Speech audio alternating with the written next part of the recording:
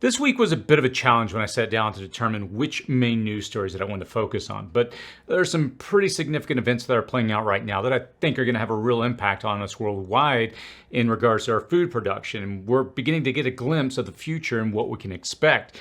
India is banning rice exports, which may be the first of many bans from many countries as the food supply continues to face challenges.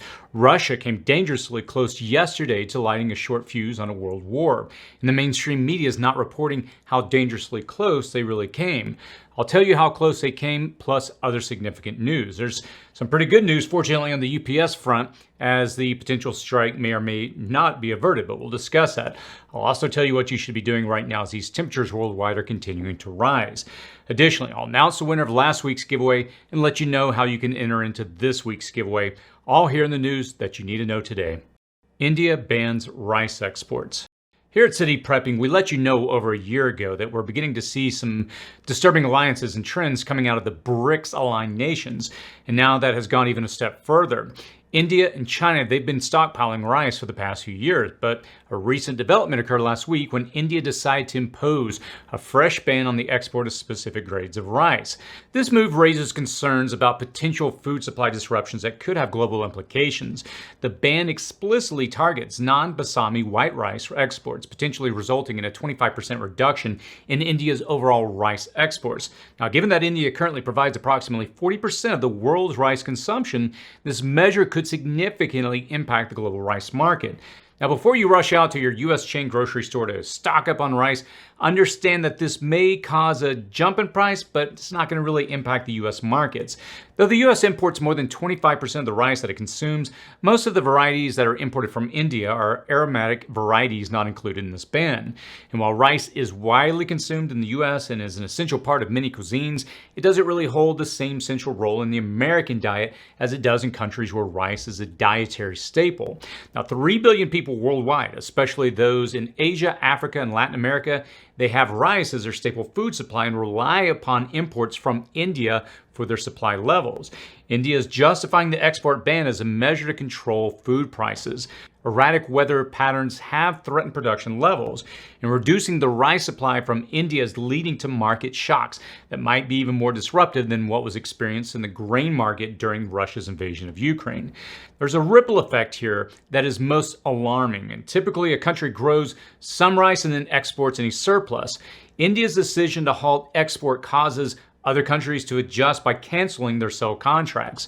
Around 2 million tons of rice worth $1.4 billion are currently at risk of being canceled. Now, top buyers of Indian non-basmati rice include Benin, Senegal, Ivory Coast, Togo, Guinea, Bangladesh, and Nepal. And these countries will feel the most direct brunt of the ban. Other countries are going to adjust import and export levels, pivot to other staple food sources, or simply raise prices. Now, I'm alerting you about the rice supply from India, not because you feel it directly.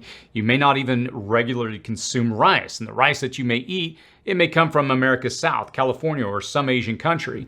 I alert you because this export ban indicates what may be coming in the future for several different staple foods in the supply chain. First, extreme weather patterns, such as an El Nino pattern, are bringing less moisture to this water-intensive crop, having reduced the supply. And we're seeing more and more instances of crop yield reduction or total loss due to extreme weather patterns.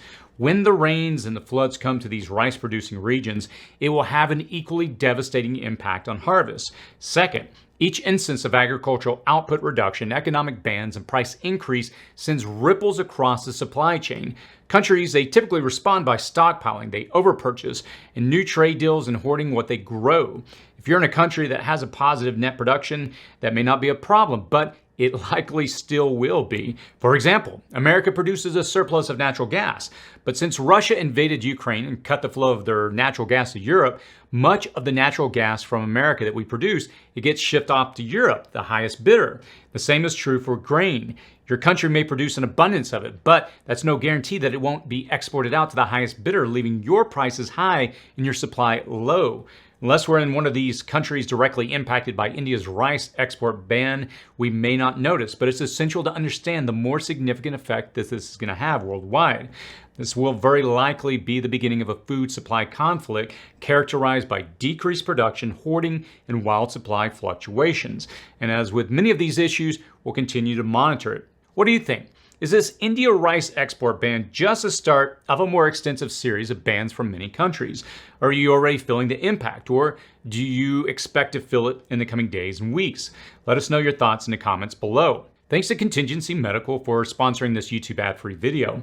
Having done humanitarian work in nations where medical help was not available, I've seen firsthand the importance of medication. In a situation where disaster renders your local hospitals unavailable, having your own medical supplies on hand will be vital. Contingency Medical addresses this issue by answering the question, what medication would an emergency physician keep on hand at all times, both for longer-term emergencies and for emergencies on the go? They address these needs by providing 3 kits on their website that you can choose from. Their most popular option, the Ready Pack Plus, has a wider range of antibiotics that provides coverage against strep, as well as 10 plus common infections that affect the urinary tract, skin, respiratory system, and ears. Plus, it's practical, addressing common issues when I travel with my family. Now, each pack provides access to the prescribing physician for advice on safe and effective use of medicine, as well as a booklet that outlines each infection and the course of treatment. Packs are available in Canada and the United States, and if you'd like to learn more, I'll post a link below along with the coupon code CITYPREPPING that you can use at checkout. Russia, Ukraine. Last week, in payback for the Ukrainian strike against the Crimean Bridge, Russia withdrew from the Black Sea Grain Initiative and attacked grain facilities in the main port of Odessa. Now, global markets watched grain prices jump 8% on the news alone, but that's not the most alarming thing to glean from Russia's recent wave of attacks just yesterday. And the mainstream media is really overlooking the real issue here. Yesterday, Russia furthered its attacks directly on much of the world's grain supplies, potentially drawing nations closer to a direct world war. They attacked grain port infrastructure at the Danube River at the southernmost part of the Odessa region. And while this attack will not dramatically impact global food supplies, it is shocking because the facility attack is literally across the river from Romania. It's about 60 miles from an air base in Romania where thousands of U.S. troops are deployed. How close were they? Well, Romanian media reported that soldiers and sailors on the opposite side of the river could see bright lights and hear the approach of the drones and the explosions. One errant or off-targeted drone, as we have already witnessed repeatedly in Moldova and rural parts of Poland, and we could have just as easily woken up this morning to the first shots fired in a Third World War. That's how quickly these things can escalate.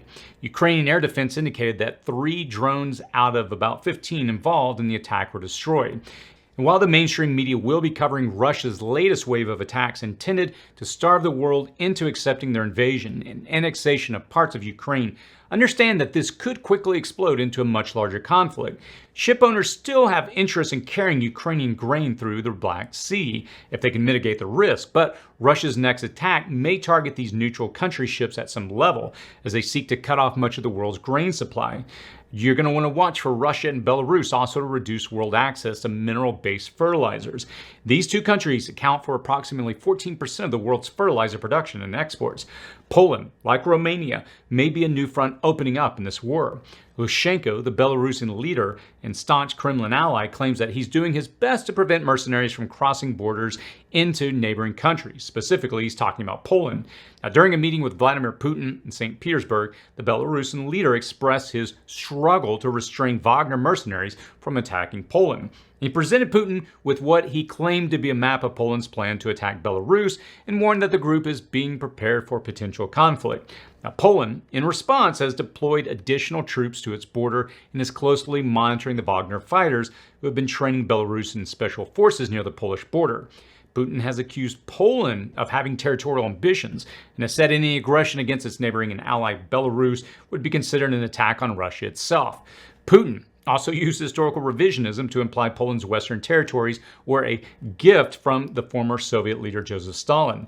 Even as stalemate is developing on the Russian-Ukraine eastern front and offenses and counteroffensives grind to a halt, is there a new and more dangerous front line emerging from Romania to the Kaliningrad corridor along the Lithuanian and Polish border?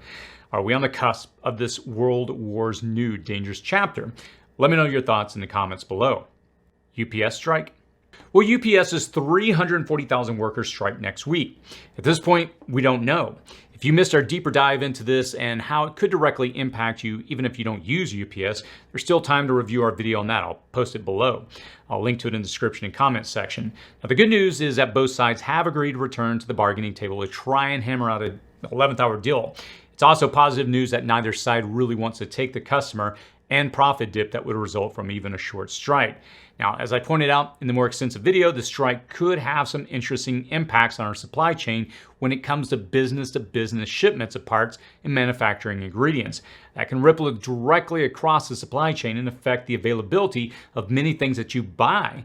Other carriers, they can absorb some of that, but many businesses are ill-equipped to just transition to another operational carrier. We're going to continue to watch this, but for now, there's a glimmer of hope that a deal might be reached. What do you think? Will there be a strike? Let us know your thoughts in the comments below. Giveaway.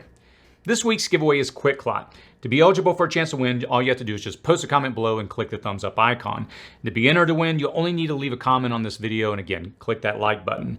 You have to ensure that your email address is on your About tab of your YouTube profile so we can contact when you win. That's really the only way I can reach out to you, and I'll only reach out to you if you're a winner, and this is a critical part. Your name appears in our next video. Now, the winner of the last video's giveaway of the paracord is the subscriber Erica Wolf. Congrats, I'll reach out to you shortly to get that sent to you. Record temperatures. Now, you may be growing tired of hearing about the record-breaking heat. You may be tired of roasting in it. You may be enjoying a warmer than typical winter if you're living in the southern hemisphere. The changes in your local area, they may be slight, but taken as a whole, worldwide, these subtle changes, weather extremes and weather anomalies are painting an alarming image of our future. Almost every major organization worldwide tracking data on temperatures declared it the hottest June on record. Now, this is accelerating to the point that people will ignore it to their own peril.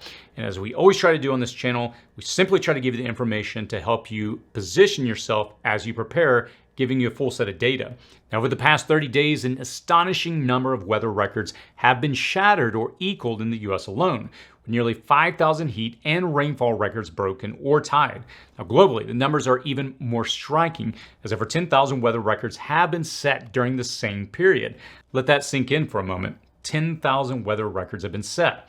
Texas in particular has experienced an extraordinary heat wave with 369 daily high temperature records set in various cities and towns since June of 1st.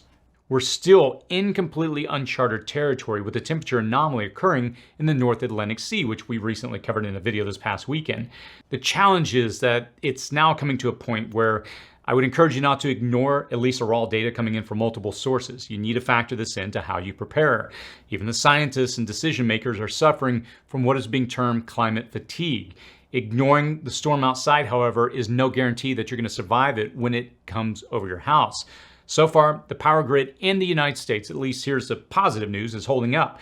But it's important to understand that we just really got into the summer. In part, the grid's resilience can be attributed to effective hydroelectric production in California and increased solar integration in Texas. However, it's important to note that the most challenging heat and scorching temperatures are yet to come. As August and September approach, much of the United States can face a critical state of overload with the power grid when these relentless temperatures blanket the country.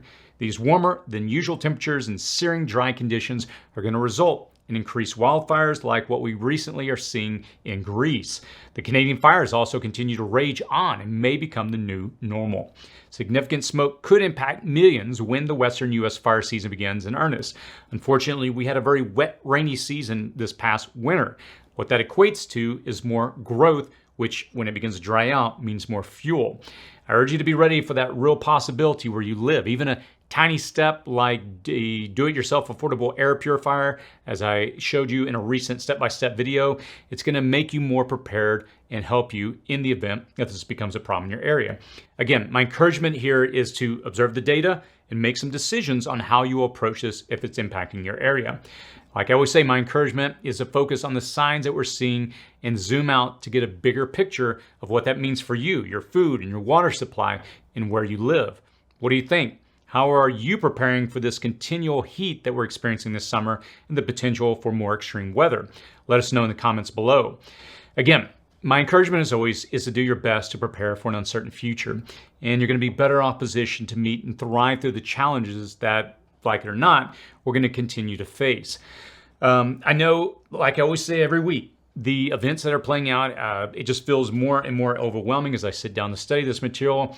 I can't say that it's anything I enjoy seeing. This is not anything that I take delight in. And even as a prepper, there's always that sense when COVID hit of kind of a, hey, we told you so attitude.